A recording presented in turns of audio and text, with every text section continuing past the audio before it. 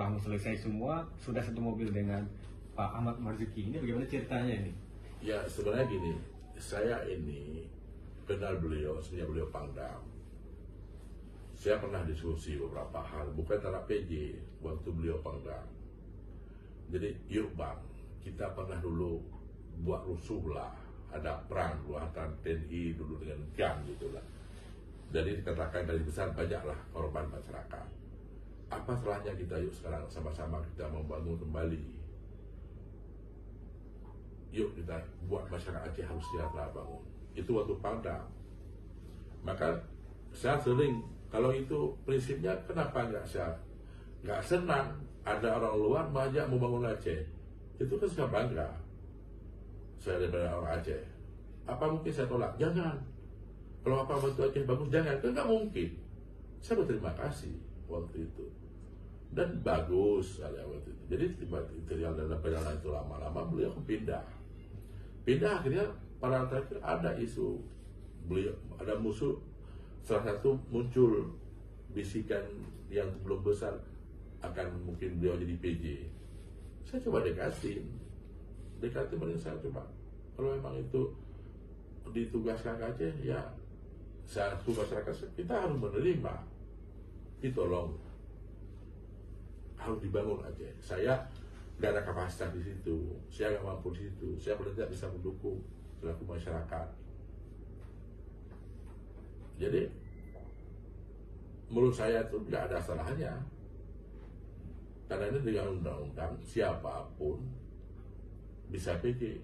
Karena Aceh Islam, ya orang Islam PJ-nya itu yang kita yang utamakan mungkin dari keluarga kami, dia orang Aceh harus orang Islam kan, yang harus PJ. Tapi beliau kan Islam juga, orang Palembang, orang Sumatera, Palembang dengan Aceh kulturnya hampir sama gitu, mungkin beda dikit karakter lembut gitu, cocok dengan Aceh. Nama pun cocok sudah. Nama beliau kan Marzuki bin Bakhtiar kan. Saya kira tuh ya. Dan yang kedua, kalau kita lihat beliau pun karirnya kan masih panjang pensiunnya. Ini yang saya terkejut nih, kenapa beliau mau pensiun dini untuk bantu Aceh. Habis PJ sebenarnya beliau masih jenderal, tapi mau pensiun, itu kan niat baiknya ada di situ ya kan. Tapi mendukung, karena saya lihat karena kemarin waktu pelantikan saya nggak sempat datang, karena siapa beliau di situ ramai-ramai ya, saya coba saya itu ketemu ya, saya menerima. Kenapa saya di mobil itu? Itulah saya welcome, menerima orang luar masuk Aceh membantu Aceh. Saya menunjukkan, tapi mendukung, karena saya lihat karena kemarin waktu pelantikan saya nggak sempat datang, karena siapa beliau di situ ramai-ramai ya, saya coba saya itu ketemu ya, saya menerima. Kenapa saya di mobil itu? Itulah saya welcome, menerima orang luar masuk Aceh membantu Aceh. Saya menunjukkan. Mungkin kalau yang lain juga ke depan, kalau ada peluang saya mau seperti itu. Mungkin ke depan bisa nggak saya menunjukkan, berarti saya selalu dulu salah satu orang yang melawan NKRI, tiba-tiba 15-17 tahun jadi perdamaian. Saya mau menyatakan kepada dunia dan masyarakat, kami ini GAM nih betul-betul komit dengan perdamaian. Mantan Jenderal TNI jadi PJ Gubernur, saya menerima. Ini saya menunjukkan. Jangan bilang Aceh ini gak kompak, Aceh ini tolak, ini Aceh belum damai, Aceh gak terima perdamaian, Aceh ada hal lain. Ini saya menunjukkan Aceh tenang dan Aceh damai. Dan alhamdulillah pelantikan PJ Gubernur Aceh itu pertama kali yang terjadi di Indonesia, penunjukan dilantikan di DPR. Mungkin bisa diambil contoh provinsi yang lain. Jadi Aceh ini aman, Aceh damai. Maka disitulah tujuan. Dengan itu mungkin kehendak Allah ya, pada PJ bisa mengundang pada inspektor investasi masuk ke Aceh. Aceh menunjukkan udah damai, udah aman. Itu mungkin nggak disengaja. Itu tiba-tiba saya diajak beliau, yuk bang pulang sama saya. Mungkin gini, karena beliau perlu Pangdam. Pernah saya komunikasi dulu, pernah saya pergi berdua dengan mobil ke Pangdam. Pernah kami dulu sekali jumpa di Solong, sudah sering duduk ngobrol sama rokok di Solo. Mungkin dianggap kemarin beliau ini saya ini kan belum PJ, belum masih yang dulu. Jadi jangan anggap kemarin saya Sofyan Daud menaik mobil dengan PJ dulu. Tapi udah sering kami naik mobil berdua. Ada beberapa kali. Udah menjadi sahabat lah gitu ya. Udah jadi sahabat lah jalan itu. Udah berapa kali. Jadi begitu beliau masuk ke ranah PJ Gubernur, saya tidak campur urusan. Maka saya bilang, Bapak PJ tolong jaga Aceh, tolong bangun Aceh. Bahkan kami juga punya kapasitas banyak sekali ekonomi yang belum terrealisir, belum sejahtera. Tolong diperhatikan, tolong disantuni gimana caranya. Pasti besar sekali itu. Kenapa? Selalu kena besar tirakan kepada Kombatan Gam. Dengan karena mereka dah ada dana khusus, ada dipikirkan oleh perintah sebelumnya. Berapa pahitnya perjuangan mereka dulu di hutan sampai perdamaian. Dana usul Aceh ada, tapi dinikmati tidak oleh mereka. Ya, yang dinikmati oleh penguasa segelintir orang. Ada nggak SKPA di dinas dilihat Kombatan Gam? Oh kamu dulu saya nih punya kuasa, saya mengurus dana usul. Udah, apa yang saya lakukan untuk kalian? Enggak ada satupun yang seperti itu. Maka sebesarlah sama Pak Mufti, tolong Bapak diperhatikan, bukan khusus, tapi diperhatikan sedikit kepada ini supaya lebih dapat menghasilkan dia perdamaian. Oke, artinya dalam arti penunjukan ini kita memiliki sumber daya alam yang melimpah gitu, lahan yang masih luas gitu. Tetapi investor kita seperti sekarang tidak ada gitu, nihil gitu. Di mana persoalannya? Kita melihat ini yang adalah satu pertama.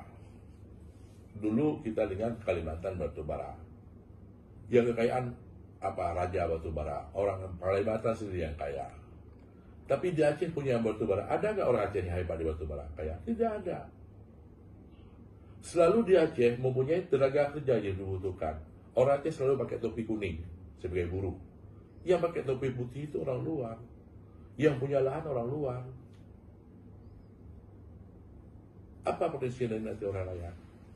Ini pengalaman kita berapa puluh tahun lalu. Exxon Mobil, Arum LNG, di 10 meter di pagar Arum itu masyarakat Aceh miskin dan lapar. Yang menikmati siapa? Padahal itu berapa triliunan per tahun hasil bumi migas yang ada di Aceh zaman dulu. Apa ke depan terjebak ke situ kita lagi? Dengan tambang punya yang luar, dengan batubara punya orang luar. Berapa kita banyak kondisi hari ini, termasuk tambang-tambang emas ilegal. Saya salah satu contoh, saya masyarakat, saya hidup di kawasan kampung saya ada lahan tambang emas. Kalau pemerintah nggak diproses tambang emas, saya ambil secara normal, saya ambil secara tidak normal, legal, karena ada. Kenapa saya ambil uang legal ada, kondisi cuma itu ada. Tapi kalau dibenahi bersama ini, pemerintah daerah ini akan dibangun tambang itu dengan normal, dengan sesuai aturan regulasi, dengan yang ada. Masyarakat punya keuntungan, bekerja, hasilnya ada hasil dia. Ini nggak dilakukan. Barang ada. Berapa banyak nelayan? Potensi ikan kita Aceh berapa banyak? Malaysia, Thailand udah habis ikan laut. Nggak ada lagi. Tapi kita Aceh masih mewah ikan, tapi nggak digunakan secara normal. Nah ini kan, ini yang harus dibangun. Kita harapkan kepada PJ Pak Ahmad Mufti, ini harus dilihat Aceh. Jangan seolah-olah kita pandang dana otsus. Kalau bicarakan dana otsus, siapa yang di pemerintah, dana otsus, itu gila namanya. Tapi harus kita lakukan, bukan hanya dana otsus, banyak uang yang lain. Potensi Aceh, community, semua ada. Semua bertemu. Kopi, banyak ada coklat, ada nilam, pala, dan sebagainya yang lain. Termasuk Pinang. Ada nggak Tuki Pinang yang kayak ada Aceh? Tuki pala, nggak ada. Cuma kalau kita ke Barat Selatan, pala cuma manisan.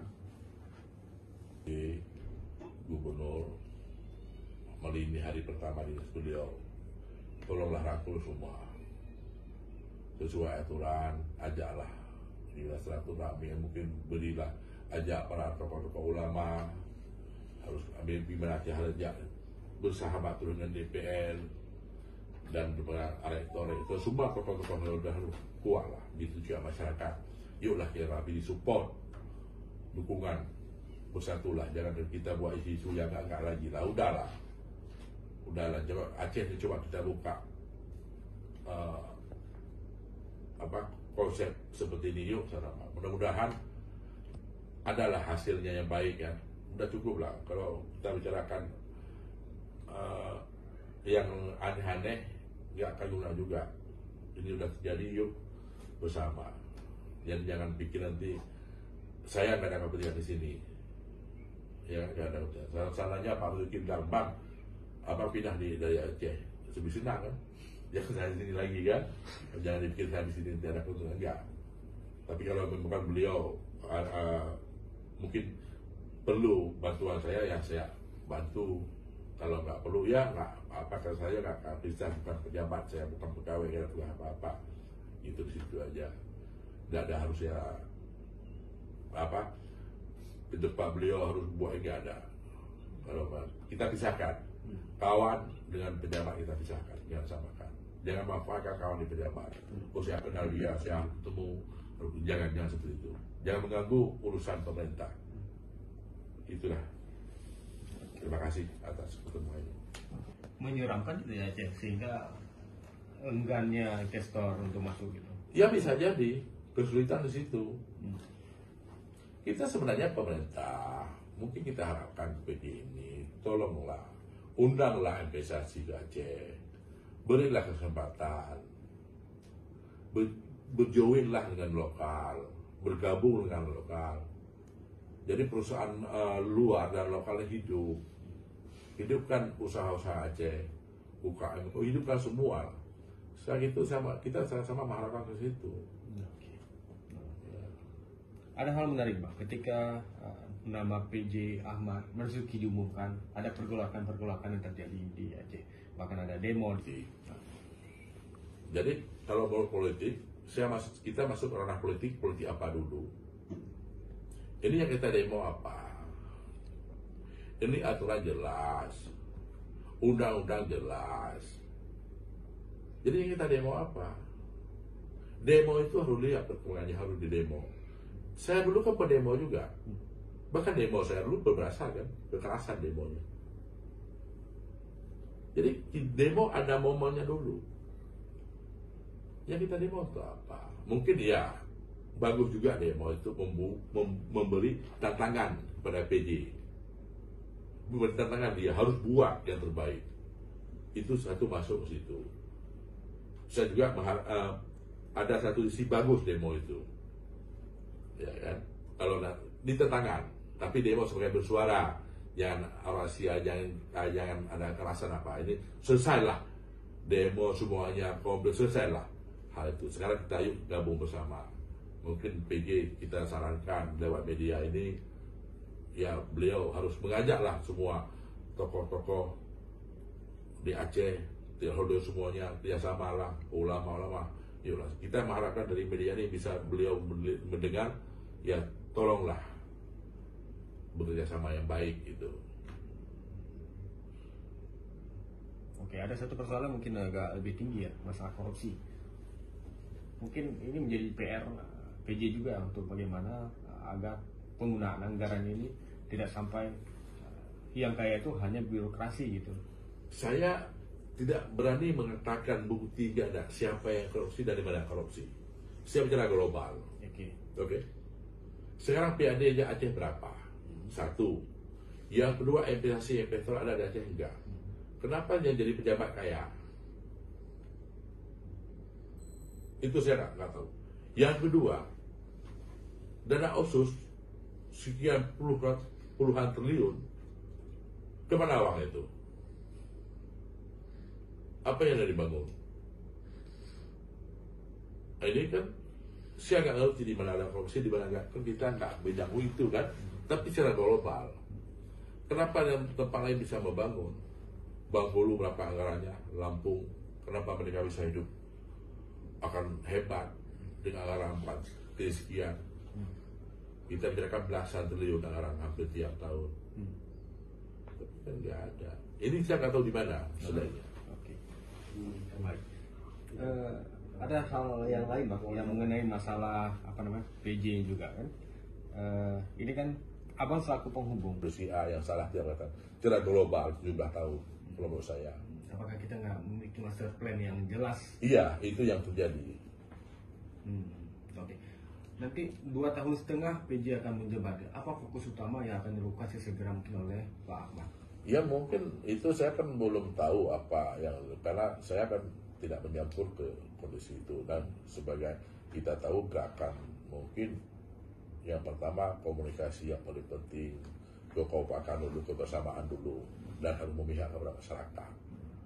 Saya harapkan kepada PJ dan Pak DPR pun Dewan harus memihak kepada masyarakat. Apa harus dilihat masyarakat di Aceh sampai ke pedalaman, mana titiknya kemiskinan, apa harus dibuat kemiskinan. Kita coba lihat sampai hari ini bicara ini sedih nih.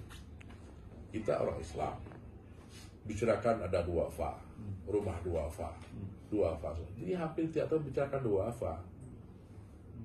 Jangan kita seperti itu. Coba kita jangan ada lagi itu yang duafa. Jadi kita harus bahas ini kan duafa itu harus orang kaya, harus orang pedaksiraan. Duafa masuk ke ranah itu. Yuk kita angkat beliau-beliau ini. Sayang masyarakat itu. Kita lihat sekarang dan ausus sekian banyak, apa yang dinikmati oleh masyarakat? Malaysia kehidupan di perkampungan di desa itu kan dinikmati oleh ausus. Beliau-beliau itu pertanian dapat hasil 50.000 setiap hari, pergi ke laut dapat uang 30.000. Itu dana ausus bukan? Bukan. Mungkin hari ini coba alih ke situ. Jangan menganggap ini kita dana ausus ada kerjakan proyek itu kan rakyat kan sengsara. Coba kita buka komunikasi dengan di luar Aceh supaya investasi, investor masuk ke Aceh, membangun semua. Banyak potensi di Aceh, coba digunakan. Apa yang kita manfaatkan Bandara Iskandar Muda yang untuk daerah? Apa yang kita manfaatkan pelabuhan-pelabuhan yang di Aceh untuk masyarakat? Tidak ada sampai hari ini. Biar tahu, saya mencoba, saya tes kemarin. Tes buka komunikasi antara Aceh dan luar. Kami menggunakan salah satu pelabuhan di Aceh, tapi lebih murah kita kirim ke Belawan daripada pelabuhan yang di Aceh, lebih mahal. Kenapa? Ini kan sama yang salah. Kawasan Kek Ekonomi Harun yang di Sungai, kita belum apa-apa. Bahkan hari ini tiket pesawat termahal di Indonesia ada di Aceh. Berapa harga batik? Berapa harga Garuda tiket? Ada dipikir oleh pemerintahan seperti itu. Jadi yang harus naik pesawat kan pilih orang. Kenapa mahal? Dibandingkan antara provinsi yang lain, Jakarta, kalau Jakarta pergi ke Bali berapa tiketnya, pergi ke Makassar berapa tiketnya. Tapi kalau pergi ke Aceh sampai berenang 6 juta.